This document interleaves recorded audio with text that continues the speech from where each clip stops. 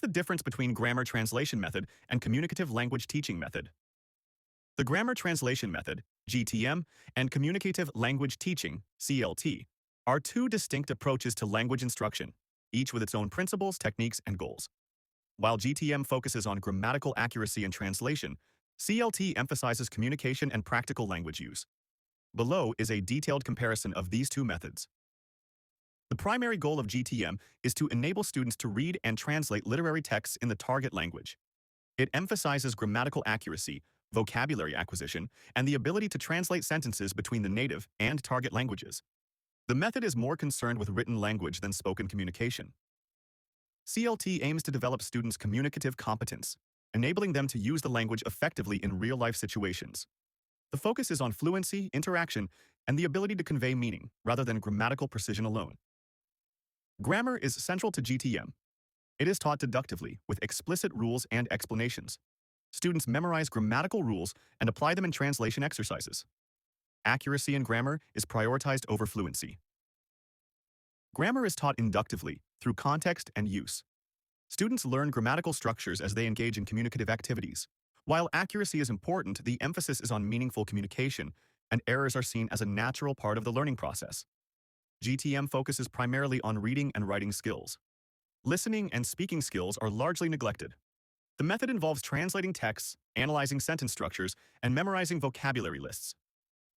CLT integrates all four language skills: listening, speaking, reading, and writing. It emphasizes oral communication and interactive activities, such as role plays, discussions, and group work, to develop fluency and comprehension. Classroom activities in GTM are typically teacher-centered and include translation exercises, grammar drills, and reading comprehension tasks. The teacher explains grammatical rules, and students practice through written exercises. CLT activities are student-centered and interactive. They include pair and group work, role plays, debates, and problem-solving tasks. The teacher acts as a facilitator, guiding students in using the language communicatively. Errors are corrected immediately and explicitly. Accuracy is highly valued, and mistakes are seen as obstacles to learning. Errors are tolerated and seen as part of the learning process. The focus is on effective communication, and corrections are made in a supportive manner, often during or after the activity. The native language is used extensively for instruction, explanations, and translations. The target language is rarely spoken in the classroom. The target language is the primary medium of instruction. The use of the native language is minimized to encourage immersion and practice in the target language.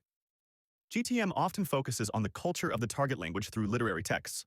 However, cultural understanding is secondary to linguistic analysis. CLT incorporates cultural context as an integral part of language learning. Students learn about the culture through real-life communication scenarios, enhancing their cultural competence.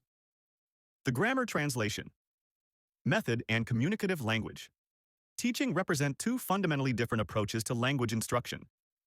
GTM prioritizes grammatical accuracy and translation, making it suitable for academic and literary purposes. In contrast, CLT focuses on practical communication and fluency, preparing students for real-life interactions. While GTM is more traditional and structured, CLT is dynamic and interactive, reflecting the evolving needs of language learners in a globalized world. Both methods have their strengths and can be used complementarily, depending on the learner's goals and contexts.